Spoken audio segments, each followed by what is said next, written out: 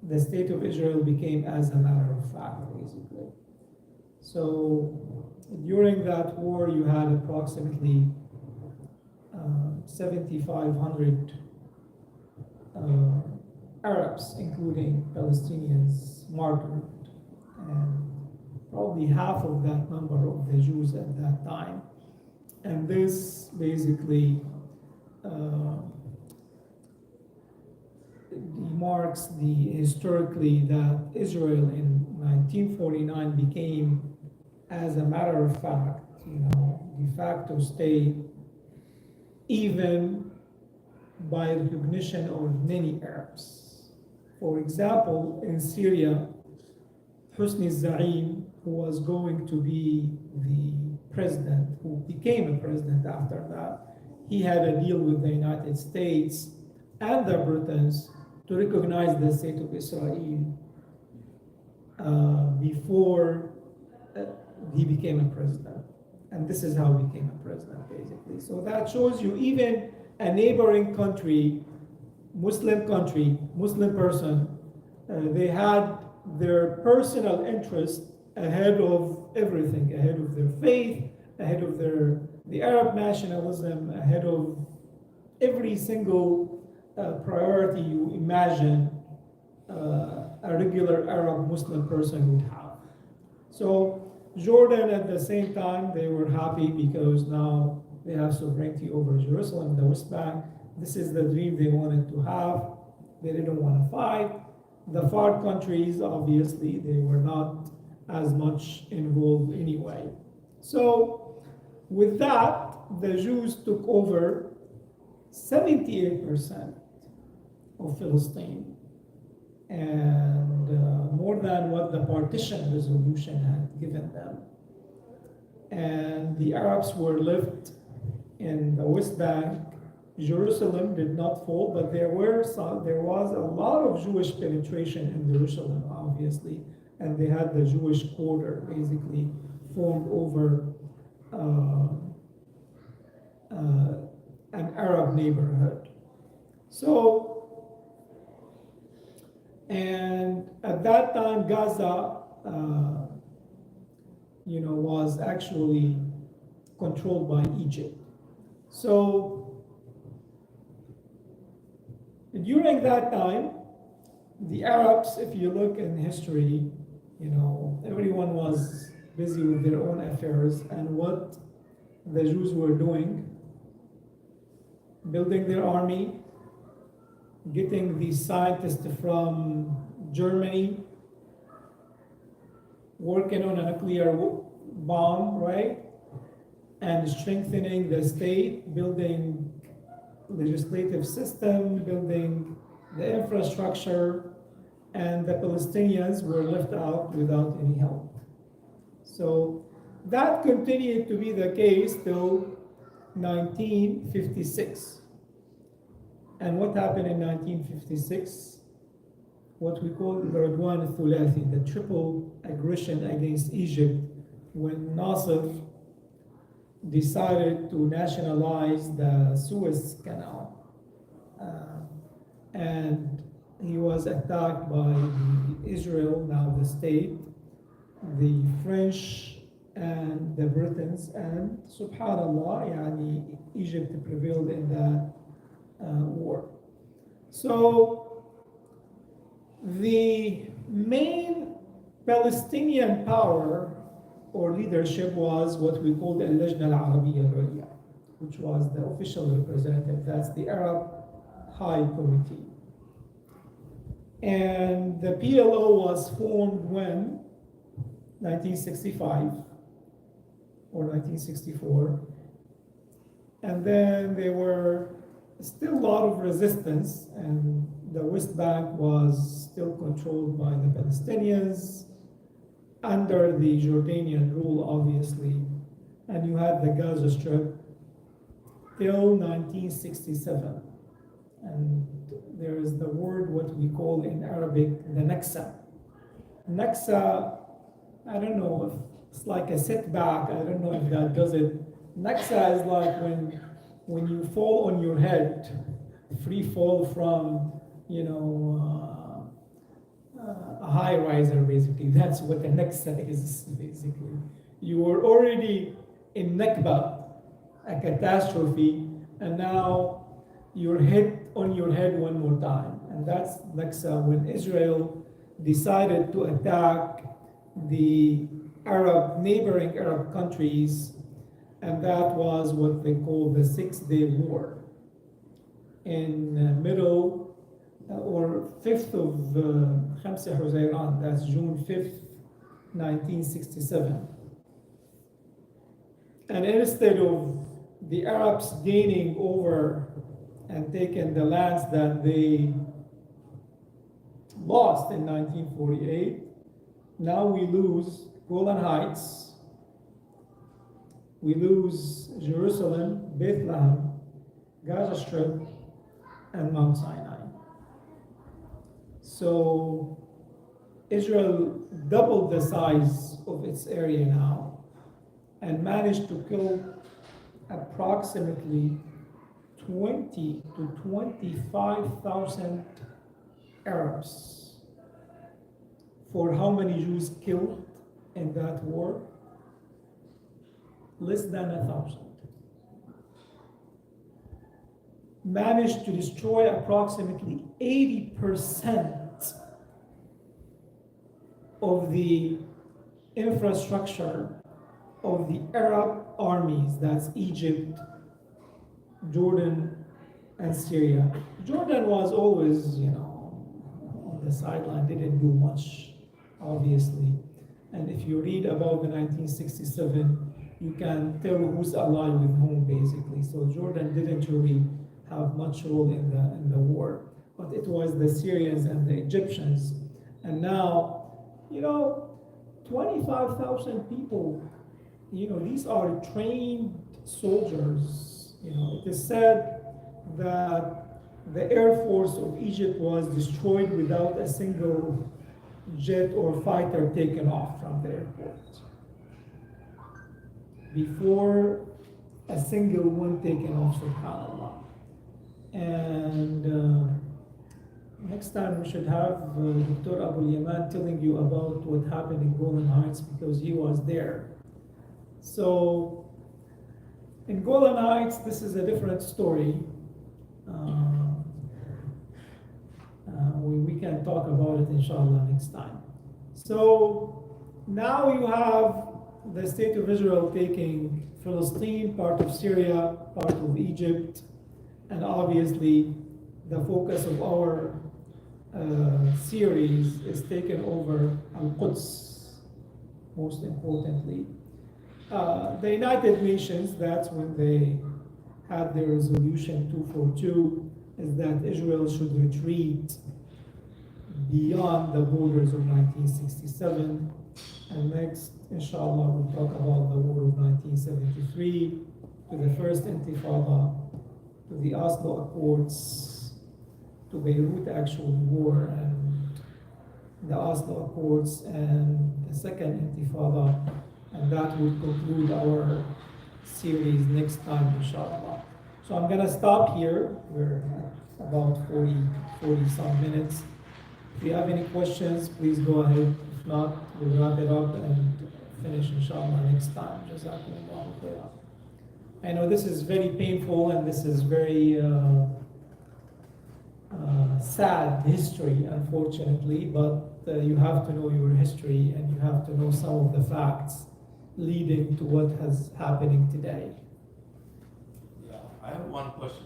Yes, sir. Everybody knows the answer, but I want to hear from you. There is, even during at this time, when they're killing so many innocent Palestinians, we see that the Muslim Ummah and